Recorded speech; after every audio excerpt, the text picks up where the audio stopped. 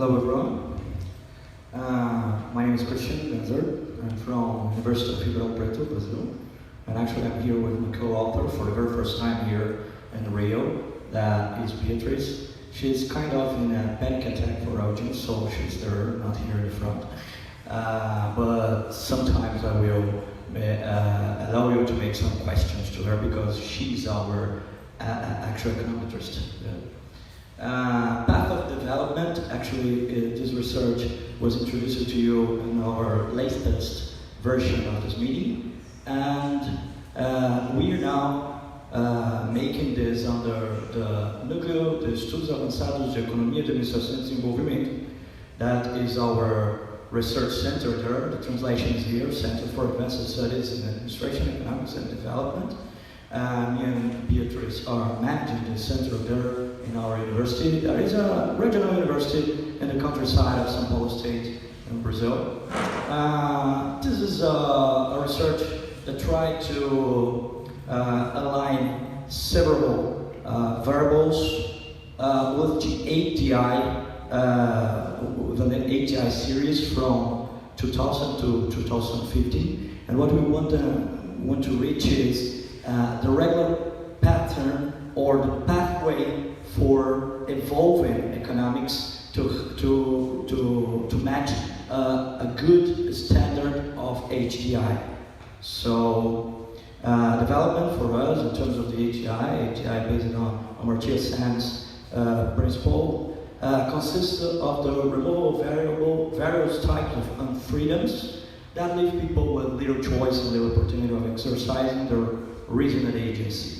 This is the kind of point of view that is nurturing our research. This is the definition of AGI. I don't think I have to tell you. In other words, what we want is to do is design a path of multiple precedents. So we are using panels. Among many economic variables and ATI mapping, which one tends to happen before the other one, applying gradual cause model and multidimensional network. Actually, we introduced a multidimensional network in this research lately because that was kind of an idea that we have talking to Esteban, that is not here in this version, and talking to Dentinho that left us soon. What are the set of indices that we are using? HDI, literacy, level of literacy, actually, GDP per capita, life expectancy, industry value added in percentage of the GDP, annual inflation, imports of goods and services in terms of percentage, and exports in terms of percentage of GDP, foreign direct investment in terms of dollar net, and agriculture value added in terms of percentage of GDP also. So why are we thinking about using network in this paper if we are really using gradual panel analysis? Well, actually to discover exactly what comes for very first in terms of each index that we are using, we want to construct a multidimensional network in which each network is actually a leg of our panel. So we will construct this network just like this. This is the network of networks, actually a multidimensional network has networks of networks, and we can stretch, once they are made, we can stretch using the weight of each relationship as a kind of contractor of the stretching. So it's just like a cobweb, you hold a cobweb and then you take one node of the cobweb, and this node for us is HDI. We want to know exactly what makes in terms of evolvement to reach a good pattern of HDI. So if you hold this cobweb by the node of HDI, you can stretch that, and for stretching you can understand that each weight of relationship will be kind of a limitation for stretching. So as higher is the weight, it's more difficult to stretch And this is a very new methodology that we're trying to use here. And our layers will be that. So other variables are already collected to introduce in this research. Energy consumption, high technology exports, homicide rate, literacy, net migration, population, startup procedures to register business in Brazil. It's a huge discussion about it nowadays because of red tape, etc. Patent protection index. We already showed you guys in, I think it was in Badajoz in 2012, a paper of me and Beatriz using this index. And network centrality measures that we're going to try to see if we can see any other perspective about the issue. Well, these are the questions that we want to answer. What comes first in terms of investment and development, based on that series that we have of data? Is there a regular path for development in terms of HDI concept? And it is possible to say that we must address priority to some issues when deciding about public investment to leverage HDI, so we can really take into account what really matters when I use public money using this kind of methodology. So the methodological approach that actually I did it very legal about that. The real mother of that was Beatriz. It's based on a balance. Based on a panel balance with the use of 119 countries. There is 20 more countries that we used to use in our last presentations. From 2000 to 2015, unit group tests indicates that 4 cities were non-stationary, and therefore we used their first difference to determine stationarity. We also used the data imputation method to fill in the gaps for some variables with MVN and regress, because some of them had some lax gaps and periods of sometimes 5 years, and she estimated that for doing things work here. Where's the Granger panel? I think everybody knows about that. We decided to use that because it's based on a variable's ability to help predict the behavior of another variable of interest. The strategy test system of apparently uncorrelated equations between countries and pairs. So we can just see what is a specific kind of causality that is not really a causality. So that's why I made this disclaiming slide. Actually, Granger panel indicates what comes first. It's a precedence test and not a causality test at all. Okay? So once we know that, we can see our data. There's a lot of data that we could hit from this data, this original data that we picked up on the World Bank. And here is for verbal, the first difference to be stationary. And we have several legs, three legs actually. And what are our new achievements from last year to this? Agriculture is a good predictor for export, economic growth, HDI, and imports. And we are doing this for the whole set of countries. Actually, we are starting a new progress in this research. We will clusterize for types of countries, including the region that country is in, and other aspects. Past efforts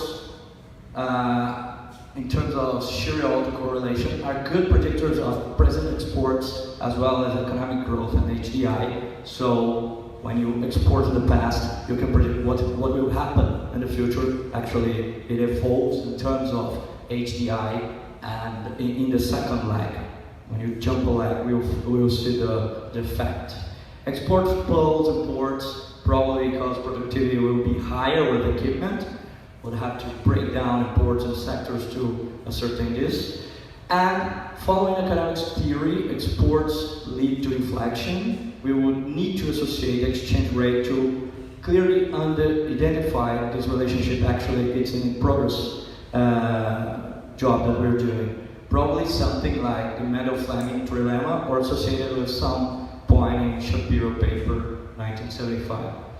Other achievements: more economic growth leads to higher exports.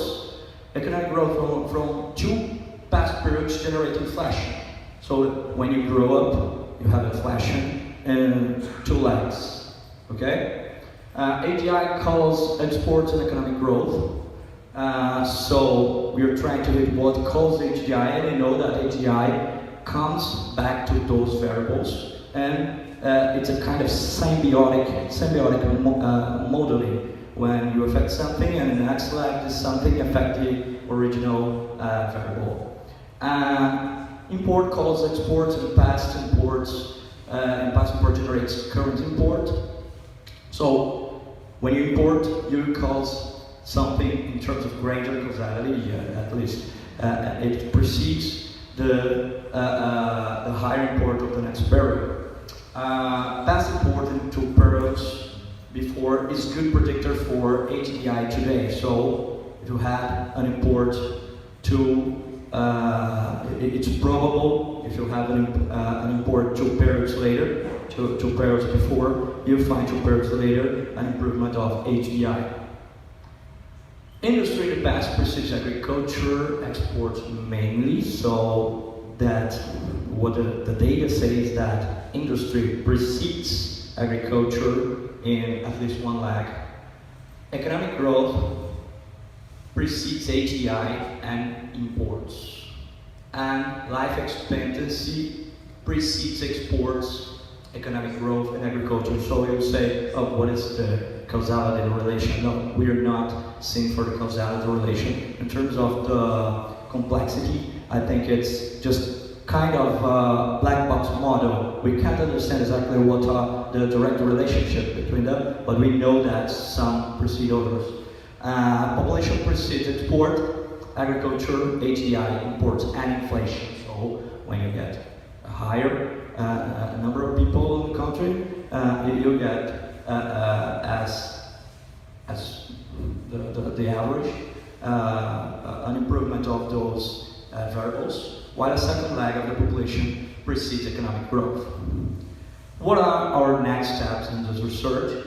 We are extracting the multidimensional network profile to understand what controls the delay of one variable to the other, oscillating the precedence among leg 1, 2, and 3, and we want to draw, that's exactly all we want to do, draw the pathway of development using time dimensions. So that's it.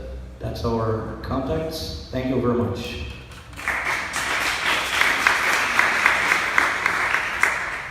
Other some questions? Thank you, Christian.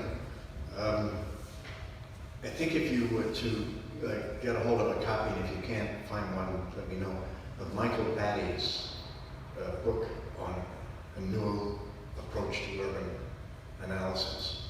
I think you will find a kindred spirit with what you're trying to do.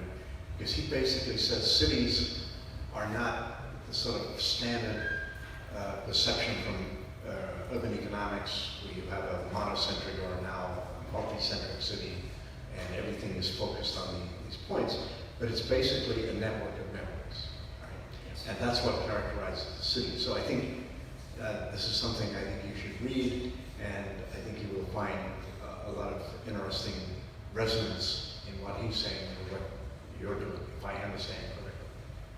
And the second one is some work that a recent doctoral student at Illinois has done, where he's trying to have this sort of network of networks idea by looking at a variety of different data and trying to understand how the dynamics of dependence and attraction vary across time and across space, using big data with so-called greedy algorithms that run for hours and hours and hours. But what you end up with is an incredibly complex picture where directions of causality and inference are much, much more difficult to ascertain than with standard models. And I think these are directions that, from what you presented today, I have a sense where you're going. The one thing that I think to gain credibility, I think you need to perhaps conceptualize your paper more formally in the development literature, because if you send something like this to the journal, people want to have a handle that they can grab onto as they're reading your stuff. And if there's nothing to grab onto, they're going to get confused and they're going to say, oh, we should reject this. So I think even though you don't want to use the paradigms, I think you need to really start up there and say, this is where we are diverting from this. We embrace this, but we don't embrace that. Otherwise, I think you will have a very, very tough time getting this done. Actually,